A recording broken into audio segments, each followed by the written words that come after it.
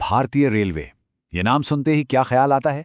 शायद ट्रेन की छुक-छुक, भीड़ भरे प्लेटफॉर्म्स या खिड़की से बाहर भागते हुए खेत। लेकिन ये सिर्फ एक ट्रांसपोर्ट सिस्टम नहीं है। ये तो हमारे देश की धड़कन है, बिल्कुल एक विशाल सर्कुलेटरी सिस्टम की तरह, जो देश के कोने-कोने में जिंदगी पहुंचाता है। तो चलिए आज इसी शानदार नेटवर्क की कहानी को थोड़ा और करीब से समझते हैं। आज की हमारी ये पड़ताल 4 हिस्सों में बटी है। सबसे पहले हम इसके इतिहास की जड़ों में जाएंगे, फिर देखेंगे कि आज इसका पैमाना कितना बड़ा है। इसके बाद ट्रेन के सफ़र के अलग-अलग अनुभवों को जानेंगे और आखिर में सबसे ज़रूरी बातें यानी की टेकअवेज पर नज़र डालेंगे। तो चलिए शुरू करते हैं पहले पड़ाव से, इसका इतिहास। देखते हैं कि इस विशाल नेटवर्क की नींव आखिर रखी कैसे गई। भारतीय रेलवे की कहानी वो यहीं से शुरू होती है।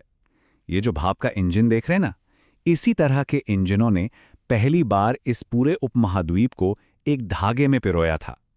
एक तरह से कह सकते हैं कि आधुनिक भारत की नींव यहीं रखी गई। ये सिर्फ लोहे और कोयले से चलने वाली मशीनें नहीं थीं, ये तरक्की का, एक नए जमाने का जीता जागता सिंबल थीं। और इसीलिए इसकी ऐतिहासिक अहमियत इतनी गहरी है। ये ट्रेन से कहीं बढ़कर है। ये स्टील और भाप से गढ़ी हुई एक विरासत है, एक ऐसी डोर जो आज भी इतने सालों बाद भी पूरे देश को एक साथ बांधे हुए है। तो ये तो हुई इतिहास की बात।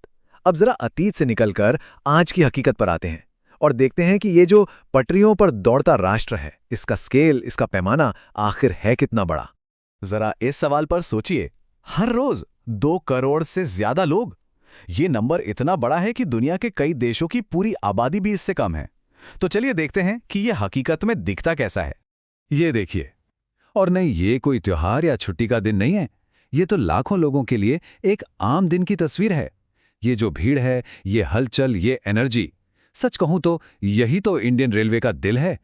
और इसीलिए, बिल्कुल इसीलिए इसे जीवन रेखा यानी लाइफलाइन कहा जाता है। ये परिभाषा एकदम सटीक बैठती है ना? रेलवे सिर्फ ट्रांसपोर्ट नहीं है, ये तो लाखों लोगों के लिए रोजी रोटी है, शिक्षा है और नए मौकों तक पहुंचने का एक जरिया है। अब एक और बहुत ही दिलचस्प पहलू पर नजर डालते हैं। इंडियन रेलवे का मतलब हर किसी के लिए एक जैसा नहीं होता। ये कई अलग अलग और अक्सर एकदम उलट हकीकतों का एक संगम है। जरा इन 2 तस्वीरों को साथ में देखिए। एक तरफ प्लेटफॉर्म का वो शोर, वो भागदौड़, और दूसरी तरफ उसी ट्रेन के डिब्बे के अंदर का एक काफी शांत और व्यवस्थित माहौल। कमाल की बात है ना, 2 अलग अलग दुनियाएं हैं जो एक ही वक्त पर एक ही जगह मौजूद हैं। ये फर्क यहां और भी साफ हो जाता है। प्लेटफॉर्म वो एक पब्लिक चौराहे जैसा है, सब एक साथ हैं, एक बड़ी सी सामूहिक हलचल का हिस्सा। वहीं दूसरी ओर जैसे ही डिब्बे में घुसते हैं, सफर थोड़ा निजी हो जाता है। लोगों को अपनी जगह मिलती है, थोड़ी शांति मिलती है।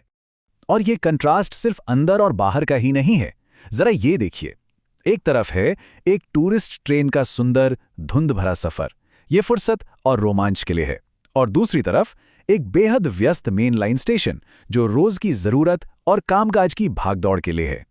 मतलब साफ है, रेलवे एक ऐसी प्रणाली है जो हर तरह की जरूरतों को पूरा करती है, चाहे वो किसी का रोज का सफर हो या फिर जिंदगी में एक बार किया जाने वाला कोई यादगार टूर। ओके, तो अब तक हमने काफी कुछ देख लिया है। चलिए अब इन सारी बातों को फटाफट कुछ जरूरी पॉइंट्स में समेट लेते हैं। तो 4 मुख्य बातें हैं। पहली, इसकी गहरी ऐतिहासिक जड़ें हैं। दूसरी, इसका विशाल पैमाना जो इसे देश का एक इकोनॉमिक इंजन बनाता है। तीसरी, ये कंट्रास्ट का एक सिस्टम है जहां हलचल भी है और शांति भी। और चौथी, और शायद सबसे जरूरी बात, ये एक ऐसी शक्ति है जो पूरे देश को एक सूत्र में पिरोती है, अलग अलग इलाकों, कल्चर और लोगों को जोड़ती है। एक बहुत ही अच्छी बात कही गई है कि ट्रेनें राष्ट्र की संचार प्रणाली हैं, जो इसका जीवन रक्त ले जाती हैं। मतलब ये सचमुच देश की धमनियों की तरह हैं, जो इसके हर कोने तक जिंदगी पहुंचाती हैं। इससे बेहतर शायद ही कोई इसे बयां कर पाए। और अब आखिर में एक सवाल जो सोचने पर मजबूर करता है। जैसे जैसे भारत भविष्य की ओर तेजी से बढ़ रहा है, उसकी ये जीवन रेखा, ये रेलवे उसे आगे कहाँ ले जाएगी?